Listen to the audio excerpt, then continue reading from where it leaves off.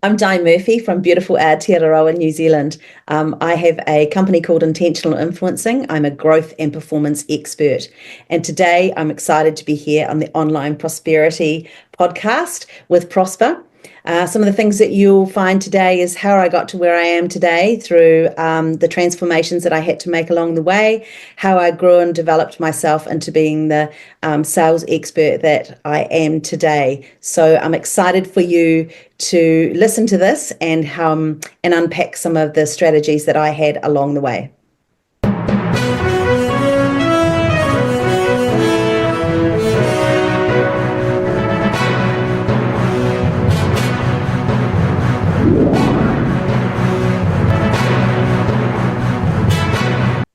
Now, ladies and gentlemen, welcome to yet another exciting episode of the Online Prosperity Show. I'm your host, Prosper Taruvinga. And today we're going to be diving into the world of intentional growth, high performance teams, and the art of selling with a purpose. Now, Di, how are you doing today? I'm very well, Prosper. Thank you very much. And lovely to be here on your show.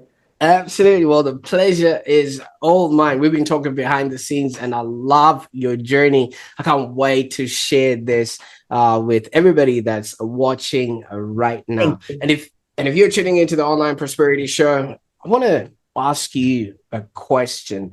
Have you ever felt like sales is just that mysterious art that is very elusive, and maybe sometimes when you end up going to a sales call or you are in front of somebody and you're trying to sell them something, you start feeling those jitters in your tummy and you just can't conclude the sale? Or maybe leading a team is maybe the same as herding cats.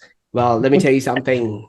You are in for a treat in this video today, because our guest is none other than Di Murphy, a growth and a performance expert, an E.D.I master trainer, and also the driving force behind Intentional Influencing Ltd. Now, she comes with over 35 years of experience, and Di has transformed countless businesses by turning potential into reality. So many people, have a really good business that's maybe just really getting started. But when it comes to sales or leading their teams, that's where they fall short. Now, Di, I've actually heard you've got a unique approach to tackling challenges, and you've aptly called it set, go, ready.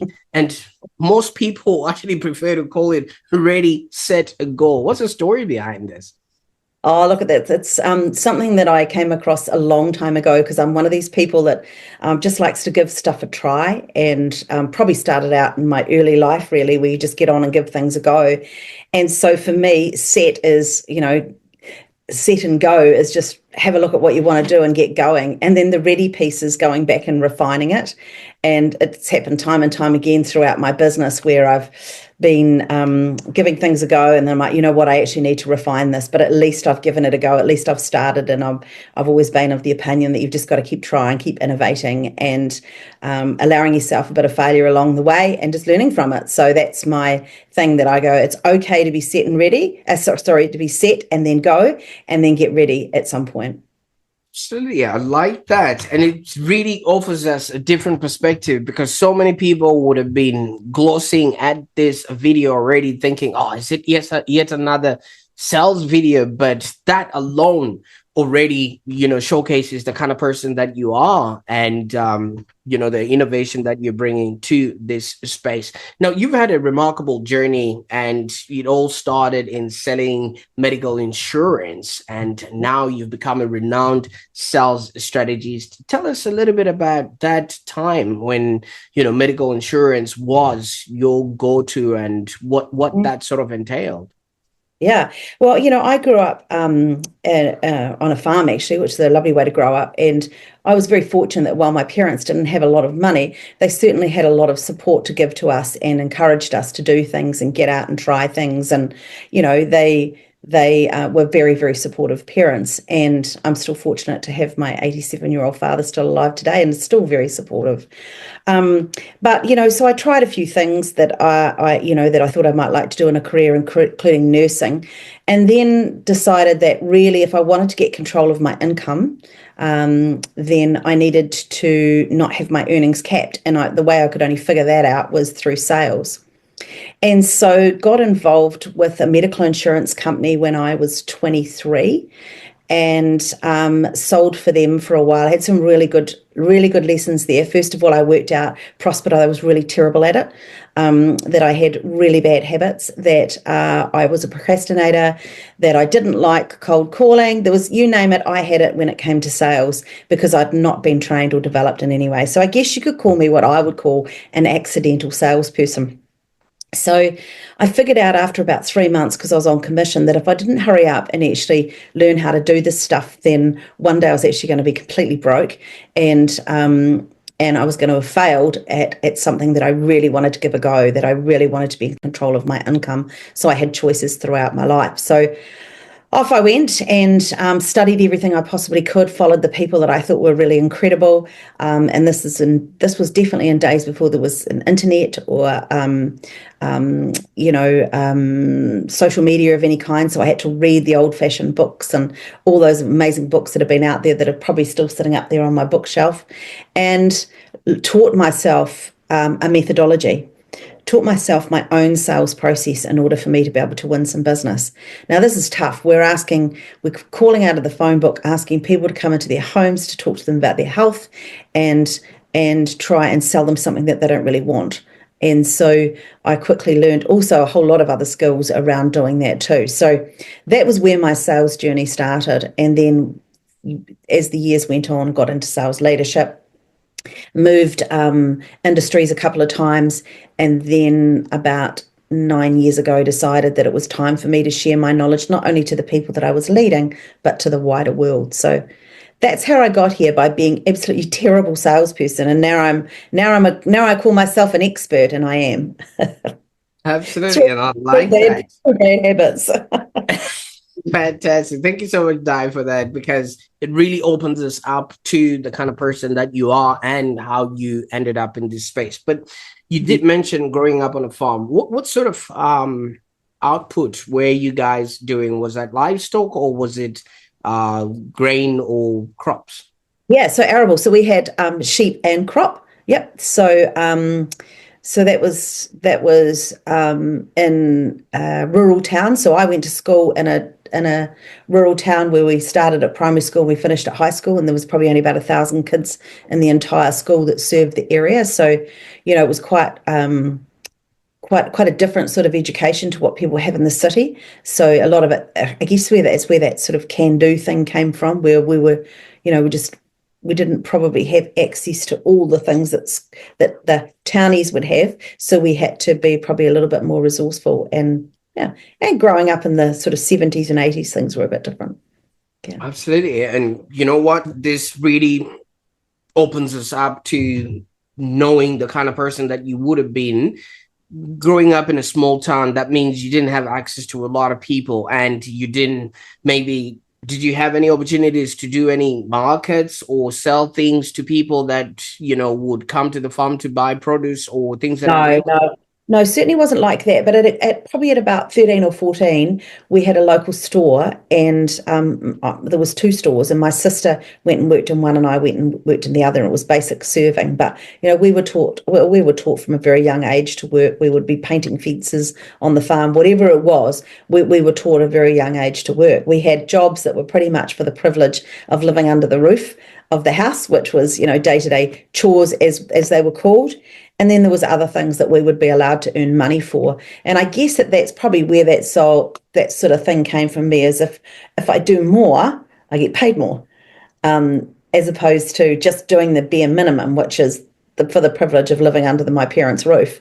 So I guess that concept of the more you do, the more you give, the more you get. Absolutely. It came into play. I like that. You know why that sort of makes sense to, the way this is sort of now unfolding, Di, is because half of the people that would have grown up in an environment where work was not a prerequisite of their, day-to-day being or functioning, it makes it very difficult for them to have the resilience of holding on to, jobs that are as strenuous as, a sales role, and especially selling medical aid. You're literally calling people and telling them you're going to die. Yeah, and it's, I mean, I guess with a bit of a nursing background, I also did this awful thing where I would scare people into, do you know how long the waiting lists are for hospitals? And so, it was a little bit of integrity question there too. But I guess the point being is that once I taught myself the skills, I wasn't afraid, because I've probably been negotiating and selling with my parents since I was at a very young age. Absolutely. Now, growing up on a farm, a young girl would have wanted to be a vet, obviously, because it's animals that we're living with and things of that nature. What was the inspiration to nurse? Oh, well, I guess the rural area that I was living in, people, and at that time, people either became sort of nurses or teachers or secretaries, or we just went and did the do. You just found a job in a store, or found a job in an office, or did whatever. So, and I had a few friends that had gone nursing, and so I, at 18, went nursing. So I guess that's where that came from. I have an absolute love of animals, but I was never very good at the wounded. And so I certainly coped with humans, which sounds terrible, but animals are, they're so defenseless. And so I definitely was never cut out to be a vet nurse. I'd want to rescue them all. We used to have lambs inside our living room in front of the fire, and I would sleep with them at night, and Dad would go to bed going, well, that's not going to live till the morning. Sure enough, they'd be awake, because I'd want to will this thing to live. So there'd be too much heartache for me working inside a vet clinic. I'd want to take all the animals home.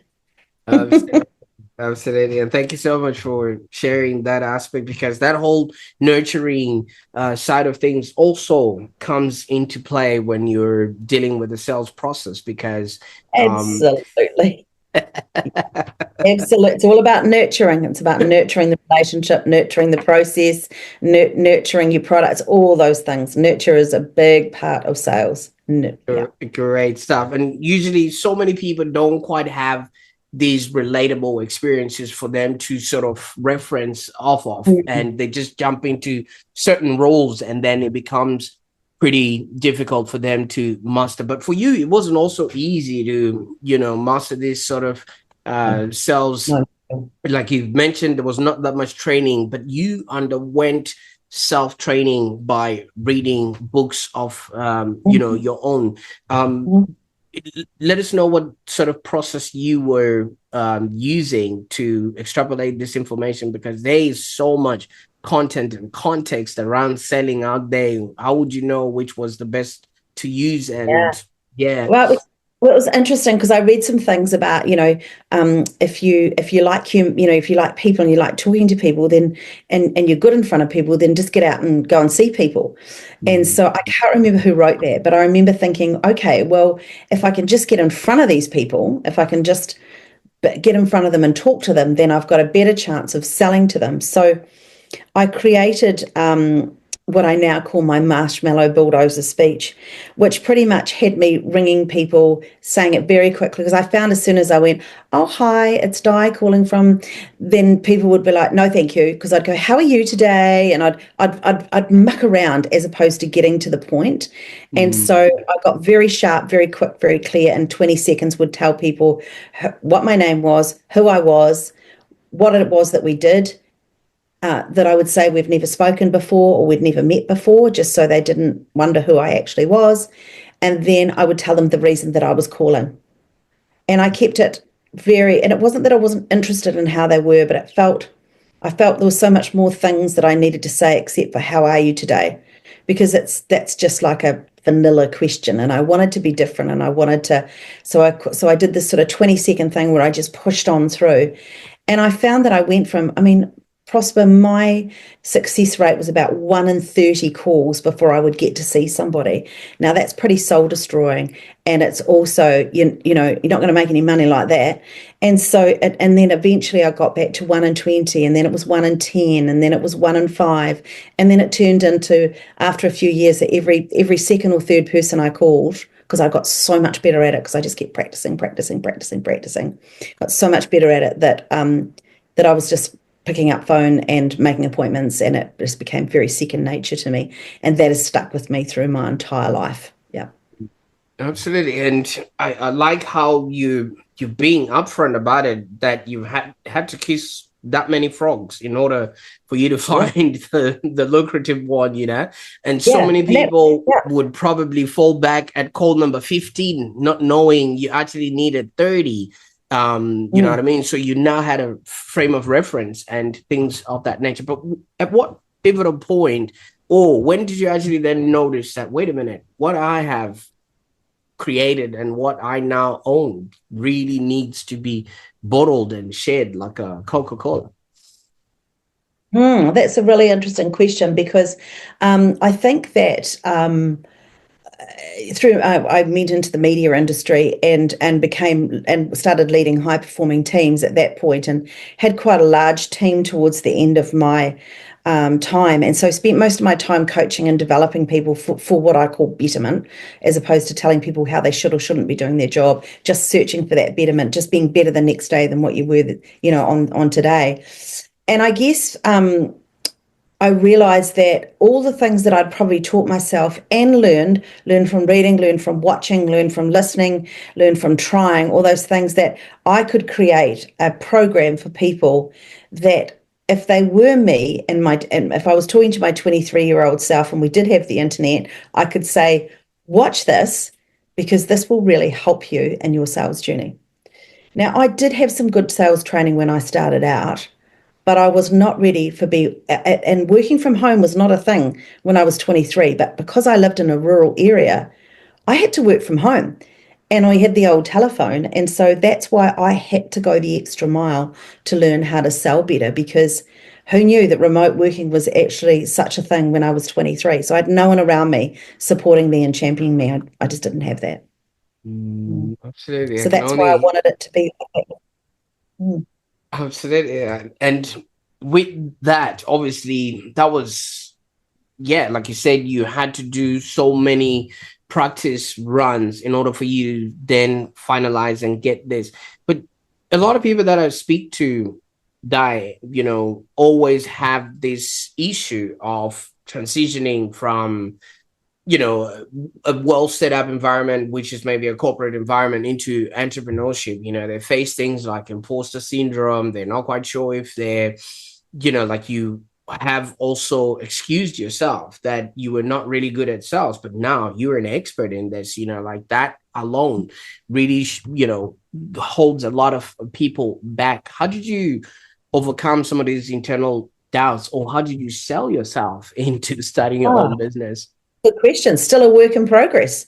And, I'm still every day trying to reinvent how I show up visibly on LinkedIn and how I show up for my clients and those sorts of things. But the transition itself, I was quite fortunate that the corporate company I was working for wanted to grow and develop a sales training program. So I did that for a couple of years. And so it was quite nice to be able to have at least the bills being paid while I figured out what it was that I was doing. And then I went and worked with this incredible group of consultants and learned a lot more about strategy and then worked with them for a few years, and then just sort of launched into the world of my own, and then created this online course to create some passive income. Was it easy? Absolutely not. I was earning a very nice income, thank you very much, with the company vehicle and all the lovely trimmings and things that go with being a senior leader in a corporate environment. So leaving all that, a lot of people thought I was absolutely crazy, but I have to be honest, Prosper, it wasn't just setting up something on my own. My health wasn't great either. And I knew that if I continued at this high stress pace, which I was working, because, as I said in the beginning, I just throw myself into things. And if I'm in, I'm all in. And I just found that I was probably working in a way that wasn't healthy for my lifestyle. So that was probably a fair portion of it. And I'd always had a desire to do some sort of entrepreneurial, get out and do something. I was turning 50 and it was going to be about 2 years' time, and thought, now's the time. Now's the time. I've got plenty to offer, plenty of things I can teach people. Now's the time. And so that's why I left. But I wasn't ready. I was definitely set, but I was not ready by any means. I didn't have a website, didn't have anything, didn't have anything. So, Well, and your yeah, mantra says set, ready, go. You know what I mean? So I yeah, mean, set, go, ready. yeah, That's pretty much how you've now operated your life. But yeah, the interesting thing about all of this is so many people constitute being ready by having obviously the alphabet soup of letters that come after their name, especially on their LinkedIn, like professional accolades and awards and things of that nature. And that those are the sort of like trappings of people feeling, okay, I think I'm ready. And just looking at your wall, there seems to be certifications from yeah. like a tertiary institute, but yet you say most of the learnings that you got were self-taught from reading from a book. Maybe you can just elaborate on what you Sure. feel about self-education versus acquired education as you go along. Well, it's really interesting because my first, obviously, with going nursing, and then I came back out of it, and I didn't really have any qualifications as such, except for what I'd learned along the way. And then in 98, I decided to join Massey University to do a business degree with a major in marketing. And I had no idea why I decided to do that. But back then, the folder would turn up with the big thick textbooks, and there was no online anything. It was just all self-taught. You had to read this big thick book and then write an essay generally, and then you went and sat in a hall and answered some questions. So I guess I learned a lot, from that. I learned a lot of applications and a lot of frameworks as opposed to my own learnings. And then, but what I'd done before that was more self-learning. And so, if there was ever a course in my local town, I would go to it, regardless of what it was about, because I would be around a network of people that probably were like-minded if they were going to something like that. And then B, I could learn things from them, and then I would more than likely, even if I only learned one teeny tiny little nugget from that person that was speaking, then it was time well spent. So I guess I've always had this betterment feeling that you just continually need to be better today than what you were yesterday. And so then I went on to in 2019 decided to do another bachelor, and it was a Bachelor of Applied Management. Here in New Zealand, you can do these bachelors that take all of the information that you've had and all of the learnings that you've had along the way, and then you critically reflect on them. Unlike your regular degrees and diplomas that you would get, you study a book and then you get your qualification. This was look at all the things that I've done, apply the theory behind it, and then you get your qualification. So it was a great journey for me to go right back to a lot of the stuff that we're talking about. What was my learnings along my life? How did I get to here? And then what got me to there, and then it was applying those frameworks and the theory behind everything. So I don't think it matters how you learn. I think there's a little bit of credibility that goes with a tertiary qualification. Do I think it's absolutely necessary? No, I don't. Do I think people should do it? I think you should do what you want to do to get better, and whether it's having a qualification hanging up there on your wall, or which I'm very proud of because I worked really hard for them, or whether it's hanging out with people like you, Prosper, and talking and growing your own business. We've all got something to teach people, and we could all learn from anybody. So I don't think it matters how you learn; just do it. I like that. And half of the time is it all stems to self-awareness. How do you maybe view certain things, and in comparison to what you're seeing on the outside, how does that then reflect back on yourself? Is this maybe a reason why extended disc profiling seems to be the cornerstone of your methodology? Because once somebody knows the kind of person that they are, it's easy for them to then go out there and grab the things that will make them feel worthy or adequate to show up in whatever scenario that they're gonna be working in. So how does understanding behavioral styles maybe enhance either sales or Oh, team performances? that's a really, really good question, because it actually falls so deeply into the sales process. So with DISC, just a quick explanation of it. It's a behavioral profiling, not a personality profiling. And there's 4 different quadrants, which is dominance, influence, steadiness, and compliance. So that's DISC. That's where the DISC comes from. And so the dominant personality is quite strong. They're really goals focused, big picture focused. They tend to look at how things might be. The I profile is an influencer, so they're great at sales. I'm an I profile. They love talking to people. They also look at how things could be. The S profile and the CP profile look at how things are. They're sort of more, they require a little bit more convincing. They don't make decisions perhaps as quick as what they could be. They're all about the details as opposed to the people. So we're all different, right? So that's a real quick look at what that actually means. But in the sales arena, knowing how you communicate or how to communicate with other people is so, so important. So self-awareness is number 1, awareness of others is number 2, and you get both of that from those DISC profilings. And so awareness of how you come across to others, awareness of how you learn and grow and develop, awareness of the things that motivate you, that demotivate you, your strengths, your areas of weakness, and the things that cause you stress are all incredible things to understand about yourself, to be self-aware. And then when you learn that about yourself, then you look at it and you look around the quadrant and you go, well, okay, well, this is my partner, this is my child, this is my boss, this is my colleague, this is my customer. And so then when it goes into your work relationships, it really deepens those relationships, and you do all these aha moments of why people are the way they are, because we're all different, but we're predictably different, and it's in our DNA is how we grew up. And then we've got these unconscious behaviors, and then there's the behaviors of how we show up every day, which get put into us through these filters through our lives. So I look at it like an iceberg theory. What's lurking below is who you really are, and then what you show people sits on top. And so it's a matter of understanding all that about yourself, then understanding it about others. And the magic lies in the sales arena, where you can go, oh, I think Bob over there is a D profile, and so I'll just get to the point quickly. I won't muck around. I won't put too many details.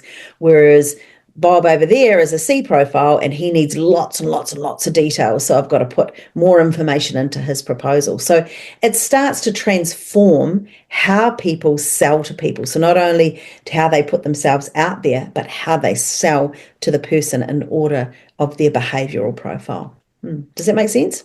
Oh, I love that, because once you have that insight, it's easy for you to then obviously, do unto them as they wish to be done, which is the platinum rule, you know what I mean? And it's no longer just about us. You literally are, working according to how the other person is, and it makes like the whole life a whole lot easier. Now, is this something that maybe you need to take that test prior so you have an understanding, or is it something that you can send people in advance? How does that sort of work in order for you then to sit on a call, and then I would know that, okay, so Di is a I, and I need to then maybe work with her in this sort of manner?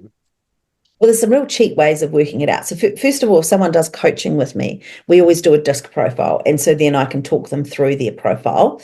So that's easy enough to do. And then the second thing that would happen after we've done that, and that what I call a debrief, is you would be taught how to recognize other people. But then what you can do, and there's a cheats way of doing it, which, you can sort of put the X and then ask people, do they care more about people or task? And you can unscientifically find out where they actually sit. And then when you know that, that's how you learn how to sell to that person. I had a client recently who had probably about 70 or 80 customers, and she spent some time going through working out where every single one of her clients sat on the quadrant using my unscientific method, just from things that she knew and things that she saw. and then started selling differently. They had something like a 35-page proposal. So to the D profile, she was sending a one-pager. To the I's, she just showed up and talked, because that's what we love to do. To the S, she was showing them social proof as well as a bigger profile. If it was a C, they would put screeds more information in there and links to go to places. So, and it was a game changer for her business. She started to sell so much more just by selling in a way, and this is my tagline, I say it all the time, sell in a way the customer wants to buy. Absolutely. I think that's what I was trying to say earlier on, but I didn't know the words. That's why we brought in the expert. Because people buy a certain way, not the way that we buy. There's certain things that I come across in my world where some people might hate cold calling, whereas other people love receiving a cold call, or some people might hate emailing, and whereas some people would rather not be called and receive that information via email. And if you understand the way that somebody wants to sell to buy, then it's easy for you to disseminate that message. Is this what the sales suitcase is about? Because I thought maybe we'll be flying to the airport and you're gonna need to check in our bags and things of that nature. Yeah, absolutely. So look, Sales Suitcase came about because you can't do one-to-one all the time, but or one-to-many. I mean, I work with nationwide teams, large teams, small teams. I work with a variety of different teams. And so I created these online courses for sales leaders and salespeople so they could work at their own pace and they could learn at their own pace. So that's what that's about. The DISC stuff sort of comes into it, a little bit of that behavioral stuff and teaching little tips and tricks along the way and how you might be able to recognize those people. But it's a pretty basic training that just gives people that perhaps have never been able to have some good solid sales training and become accidental salespeople like I was.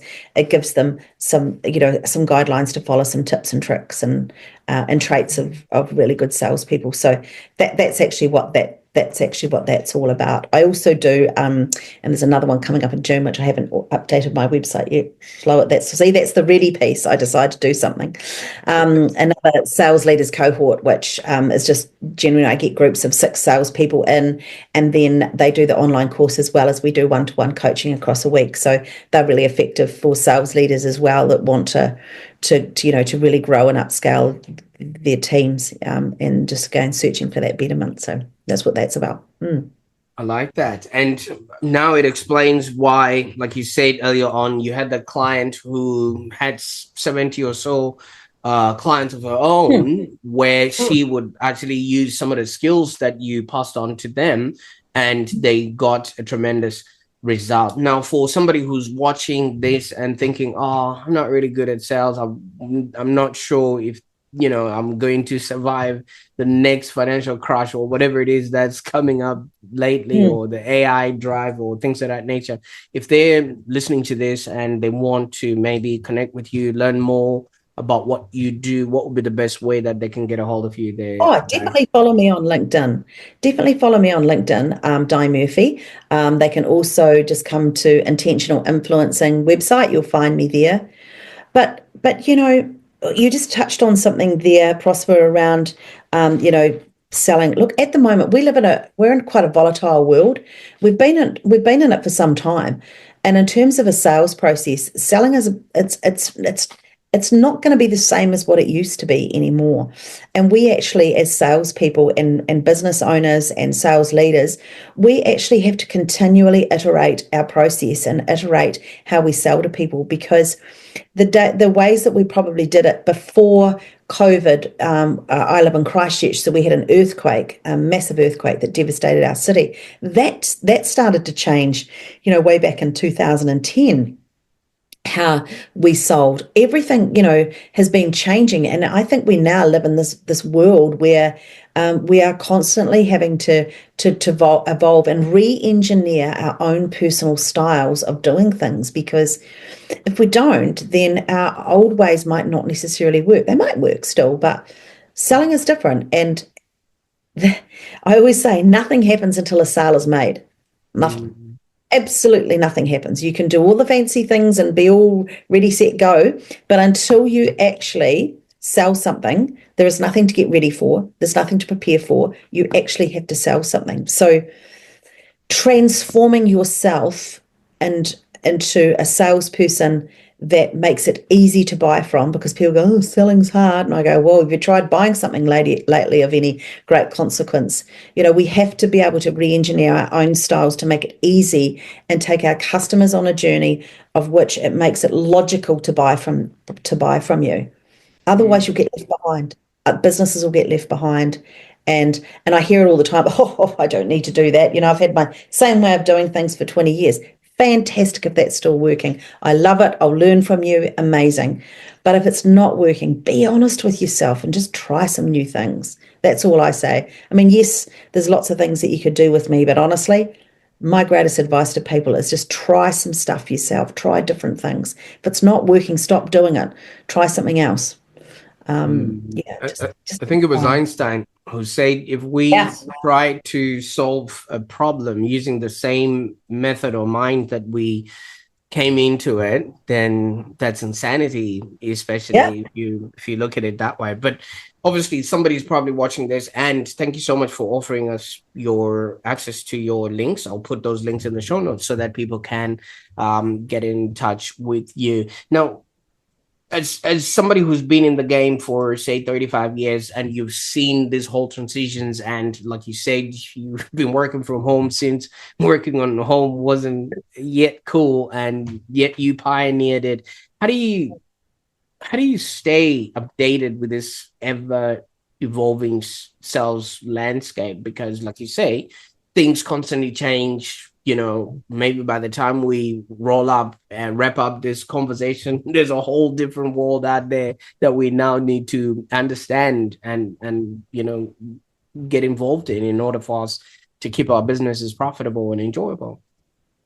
I mean, I guess I read a lot. I read a lot of articles. As I said before, I've read lots of books. Probably don't read quite as many books as what I used to. But I also use short form a lot, which is a way of getting shorter versions of books. I love that. I use that a lot.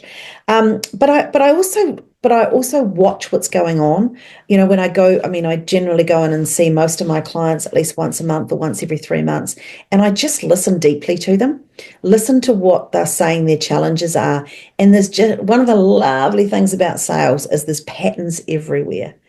And so, because we've got numbers, we've got data, and then there's patterns everywhere. And I guess I look for those patterns, and I look for areas in which I could challenge them on the way they're doing their current process by just continuing to ask questions, what's working, what's not, and just make sure that they're always they're always looking for that transformation, how they can transform their sales team into being better the next day.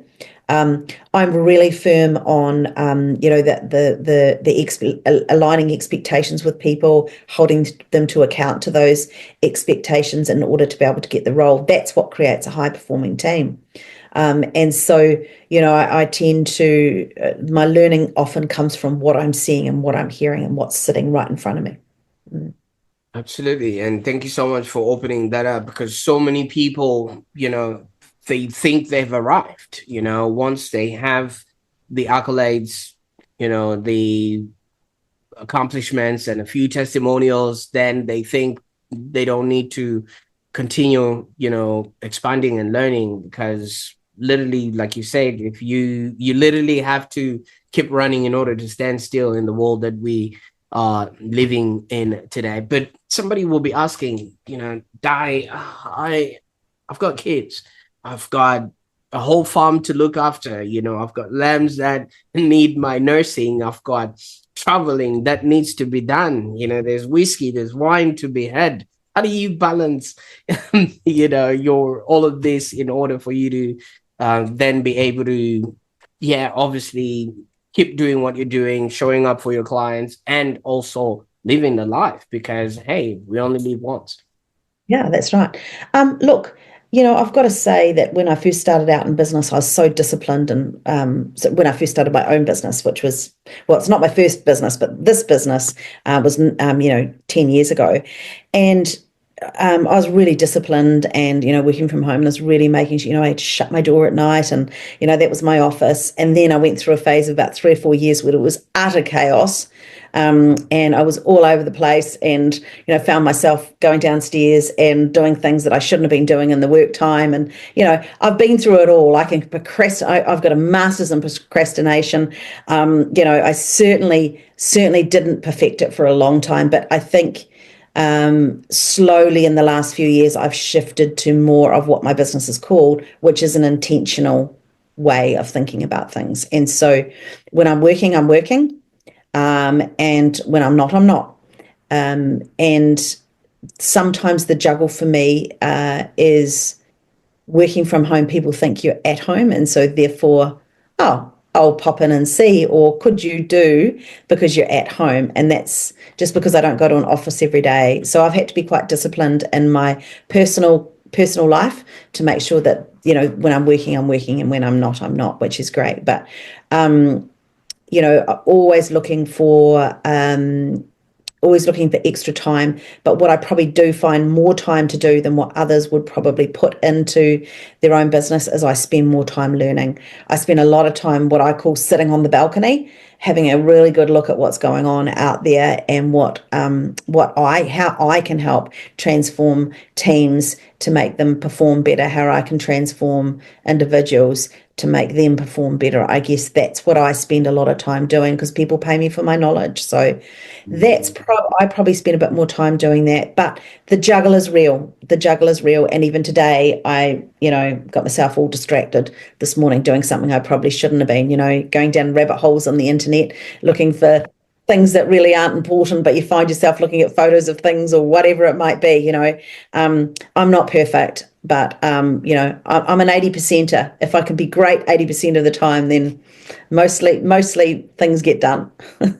Absolutely. I like the intentional side of things there, because so many people will then hold their feet on fire if they don't then accomplish whatever they set out to be, and it's probably not a realistic standard, which will then obviously lead them to burnout and grand opening, grand closing. Now, Di, you did mention a really important aspect of obviously looking after yourself and making sure that you're doing the right things, and also just being intentional and things of that nature. But you would notice that in business, there's also other people involved. It could be team members, it could be clients, and they've got a mind of their own. And, that also is something that might require a business person's attention. Now, many businesses struggle with creating high-performing teams. In order for you to be successful, you're going to need people that are doing some of the stuff that you're not either capable of doing, or that are not within the wheelhouse of you moving the needle of growing your business. Now, when you are standing on that proverbial balcony, what are some of the common pitfalls that you spot from a distance or you've observed, and how can they be avoided, especially when it comes to creating high performance teams? Yeah.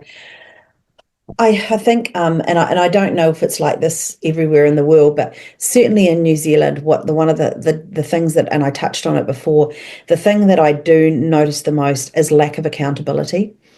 And so people are allowed to, get away with things they shouldn't be. And I forget, it was a sergeant or someone, a general, said that you should expect what you inspect. And so when you walk past things, that's the standard that you've started to accept.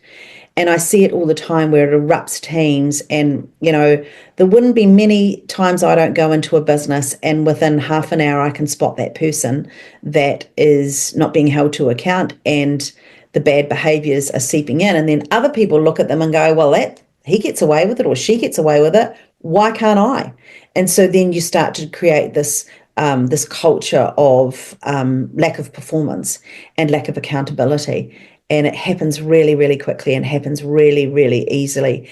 And so that's the one thing that I see, that if, and personal accountability too, hold yourself to account for what you should and shouldn't be doing. I mean, every day I write 3 high performing activities down on my little pink Post-it notes, and I have to high payoff activities. I have to do those every day before I finish my day. I write them down every morning. That's me holding myself to account. Leaders have to hold their teams to account to create that performance, because if you're running a team, that's your job. That's your job to go, that's not how we're doing things here today. I know you can't say it quite as plain as that, but it's their job to hold people to account, performers. Patrick Lencioni, who wrote Five Dysfunctions of a Team, famously said, ultimately, it's an act of selfishness if you don't hold your people to account. And so that's, because you're in charge of making sure your people are learning and growing. So I think that's the one thing that I just keep seeing. It just keeps showing up when I'm up there on the balcony having a look. That's the one thing I see all the time, is lack of accountability.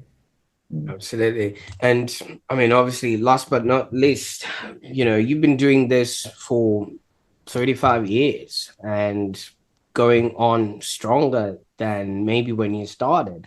I mean, your life story and your experience really was oozing in this whole conversation here.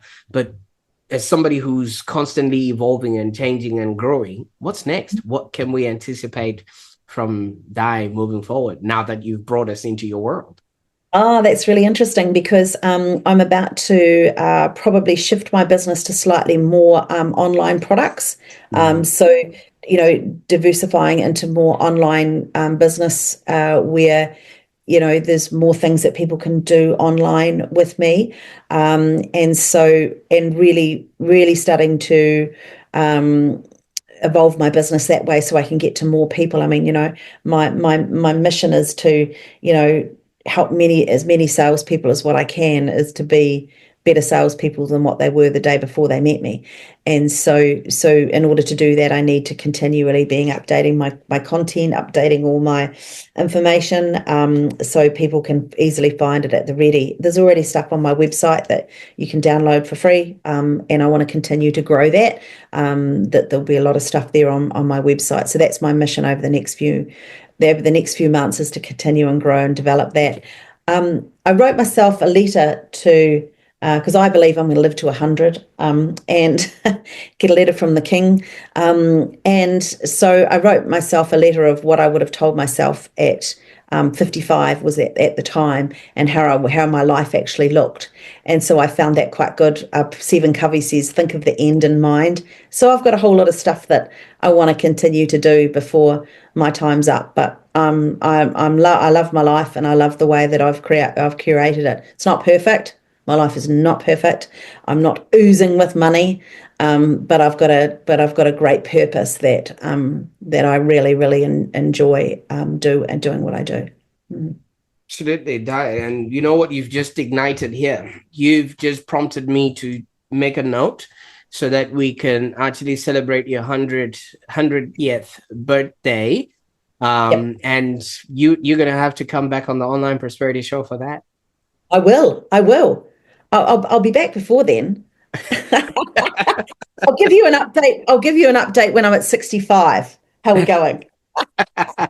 Absolutely, absolutely. And I quite like how you have not only created this life of yours, but you're also helping others along the journey. And not only is it professionally, from what I've discovered, you're also a married celebrant, right? Yes, I am. Yes, that was another accidental thing. A girlfriend of mine, about I was getting married many, many, many years ago, and said to me, "Oh, Di, you could marry us." And I said, "I'm pretty sure I have to have some sort of qualification." So off I went and got the qualification, and now I spend most of my time marrying my friends' children, or my children's friends, or relatives, or young people that I meet along the way, or lots of second-time rounders, as I'm in my 50s. So. It's fun. It's rewarding. It's not mainly what I do, but I do love it. It's great, and I get to go to lots of weddings, which is nice. Which everybody's happy. Absolutely. And now it explains the traveling and the wine fascination. So there you go. All rolls into one. Absolutely. Now, Di, I can't thank you enough for the time that we spent on the call today. I mean, like I did say, your life story and your experience have so much value for a lot of people. I viscerally believe in life. We're here to live, to learn, and to contribute. And you've obviously done all of those things, in as much as you did play down your life, but it does sound like you're living the best life anyone in your situation can be experiencing at this particular moment in their journey. And for you to have gone there, you had to learn how to be, do, and have all of those things. And now all you're doing is just sending the elevator down. I know you did mention you're looking from a balcony, but you are literally pressing the button so that other people can also rise up to where you're at. So I really applaud you for the journey that you're on. And I can't wait to share your 100th birthday, where we'll be singing, dancing, drinking wine, and hopefully, just rejoicing and celebrating all the successes that you've managed to accomplish. Yeah, yeah. Thank you. Oh, it's been really lovely talking to you today. And I'd love anyone to reach out to me and help in any way that I can. And if even it's just a little bit of inspiration over an email, I'm more than happy to share. So yeah, but thank you so much for having me. I'm going to continue to watch all your amazing contributors that you have, and the work that you're doing to help grow and help people with betterment. So I want to thank you for reaching out to people like me to help your audience. I think you're an incredible person for doing that. I appreciate that, and I will take that. It's a good thing we were recording this, because my kids only think I'm really good at taking the trash can out, and that's all. Brilliant. Fantastic. Now, Brilliant. for those that are watching right now, if today's conversation resonated with you, please don't keep it to yourself. I want you to share this episode with somebody who could benefit from Di's insights. So this could be somebody who's starting their own business or has just recently entered into a leadership role, and they are at their wits' end as to know how exactly they can make the most of their newfound role. And if somebody has shared this video with you, the next time you see them, just give them a hug, or buy them a bottle of wine, just as a thank you, because they've literally given you the keys to creating something remarkable for yourself. And while you're at it, don't forget to subscribe to the Online Prosperity Show for more enlightening discussions that will help you create a business that are profitable and enjoyable. I want you to remember something: growth is intentional. So let's get started on our intentional growth journeys together. Until next time, bye for now.